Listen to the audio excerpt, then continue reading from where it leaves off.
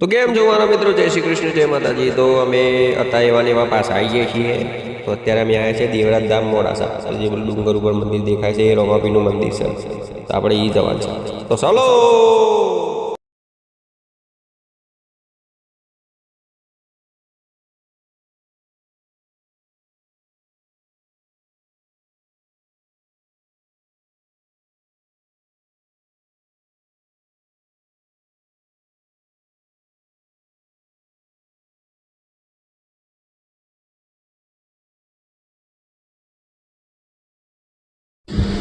તો જોઈએ કહો છો પહેલાં ગેટમાંથી આપણે બીજા ગેટમાં અંદર જઈએ છીએ। તો ચલો અંદર તમને લઈએ છીએ, બધી જૂની જૂની વસ્તુ બતાવવાની છે તમને આજે। ઘરથી મોડીને જૂની જૂની નેની વસ્તુ બધી બતાવવાની છે, તો તમે જોજો। અને ખાસ તો આપણે એ બતાવવા લઈને આવ્યા છે રોમાપીનું મંદિર છે, તો દર બીજે હોય ફૂલ પબ્લિક રહેશે। અમે આવ્યા છીએ ને તમે આવજો। અને ખાસ તો એક જેને અગમવાણી કરી હતી કે દૂધ અને પોણી પડી કે વેચા, ચકલી જેવી ગાય અને હોલા જેવડું બળદ થા, એવા જેવા સંત શ્રી આપણે દેવાયત પંડિતની ઉપર સમાધિ છે।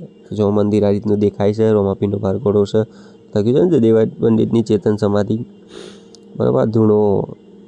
અને આપણા ભાઈ શંકર બેઠા છે જો, ઓમ નમઃ શિવાય। દર્શન કરી લો શંકર ભગવાનનો અંદરથી, ચલો જો, જય શંકર, ઓમ નમઃ શિવાય।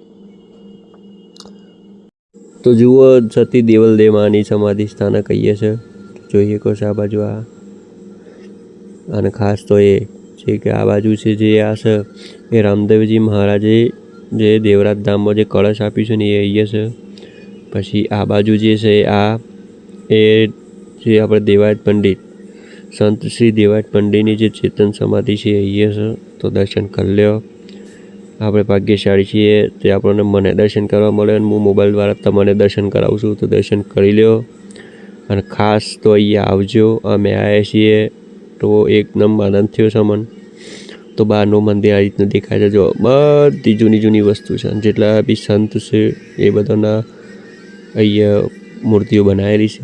તો જો સત દેવાયત દેવાયત લખ્યું છે ને, બહારથી મંદિર આ રીતનું દેખાય છે। તો જો બધી જૂની જૂની વસ્તુ અહીંયા છે, જો પટારો કહેવાય એવાને કહીએ કે આપણે જૂનામાં બહુ કહેવાય, આ બધું છે જૂની જૂની વસ્તુ। જો આ બધી જૂની જૂની વસ્તુ અહીંયા બધું જ છે। તો જુઓ બધી જૂની જૂની વસ્તુ જોઈએ, જય અલગધણી, મસ્ત હિંચકો બનાવેલો છે બાવજીનો। તો જો આ બાજુ આ જે છે આપણે દેવરાજના દાદા લખ્યું છે ઉપર દેખાય તમને કોઈ, ખાસ જોજો। અને ઉપર જો, અને ખાસ તો એ જોવા જેવી વસ્તુ આ જુઓ તમે, નેની ટીવી, એકદમ નેની ટીવી। અને જો વિડીયો ઘણો લાંબો થઈ જાય એવો તો કે એટલા માટે બીજા ભાગમાં વેચ્યું છે, તો બીજો ભાગ જોવાનું ભૂલતા નહીં તમે। આપણે બીજા ભાગમાં મળીએ છીએ। તો જો મંદિર બહારથી આ રીતનું દેખાય છે, તો ઘણું બધું પાછળ દેખાડવાનું છે તમને, અને બીજો ભાગ જોવાનું ભૂલતા નહીં, તો આવજો।